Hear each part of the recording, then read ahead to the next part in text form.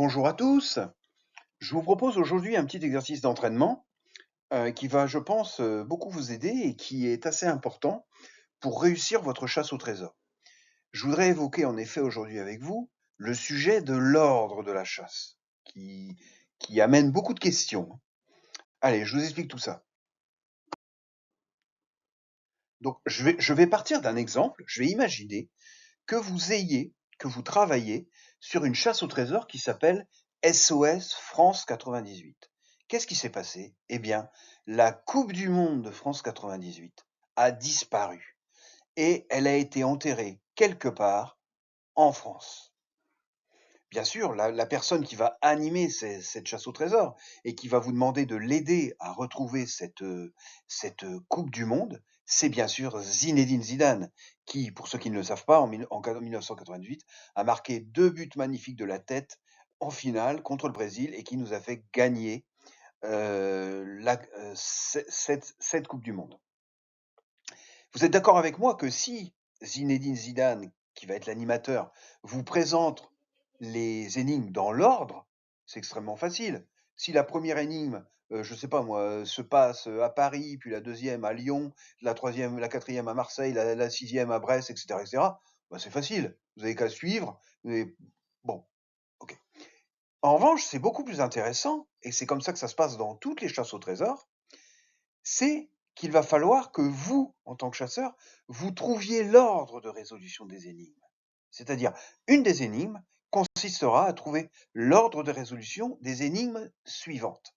Et je vous ai donc préparé à la slide suivante un exemple d'énigme, de l'ordre de l'énigme. On regarde ça tout de suite.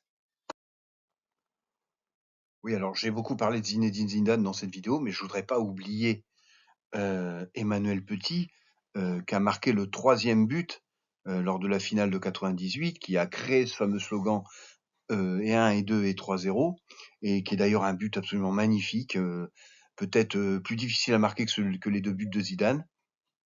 Et donc Emmanuel Petit, pour ça, on garde un souvenir vraiment très très important de lui. D'ailleurs, pour ceux qui s'intéressent au parcours de l'équipe de France depuis toujours, pour votre information, il n'y a que 5 joueurs français qui ont marqué un but en finale de Coupe du Monde. Donc c'est une performance tout à fait exceptionnelle, hein. Voilà, allez, je passe à la suite.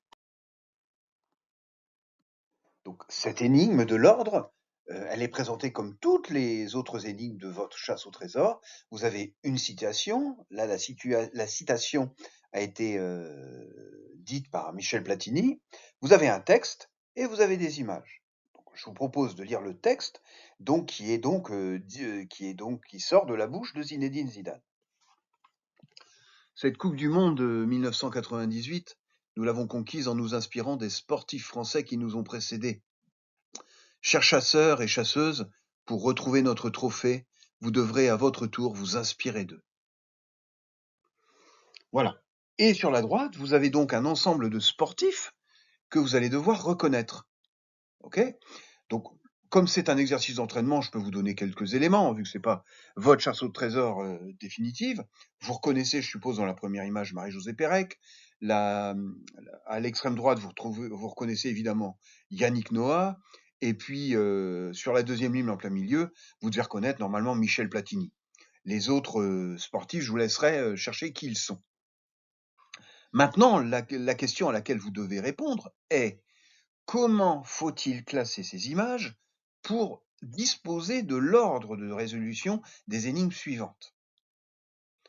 La première idée qui vient en tête, c'est de classer les images par ordre alphabétique du sportif qui figure sur l'image. D'accord? Donc par exemple, si je prends l'image de Michel Platini, on peut se douter que Michel Platini, il sera plutôt situé vers la fin de l'ordre, puisque son nom commence par un P. OK?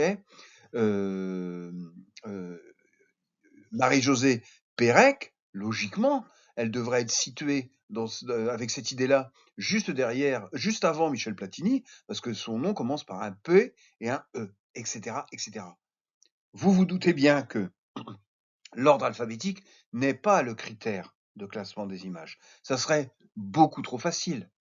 Alors, je peux vous inventer comme ça en improvisant 5, 10 critères possibles de classement des images. Ça pourrait être, par exemple, le nombre de licenciés de chacun de leurs disciplines. Ça pourrait être la taille de l'athlète qui est représenté. Ça pourrait être, par exemple, l'ordre alphabétique de son lieu de naissance, etc., etc., etc. Il y a des centaines de possibilités. Votre rôle, c'est de trouver donc un critère de classement qui soit le critère de classement de cette chasse au trésor. Donc je vous laisse réfléchir. Comme toujours, vous pouvez m'envoyer vos propositions de solutions ou même vos questions sur le mail qui apparaît à la slide suivante et je me ferai un plaisir de vous répondre. Allez, à très très bientôt dans votre chasse au trésor.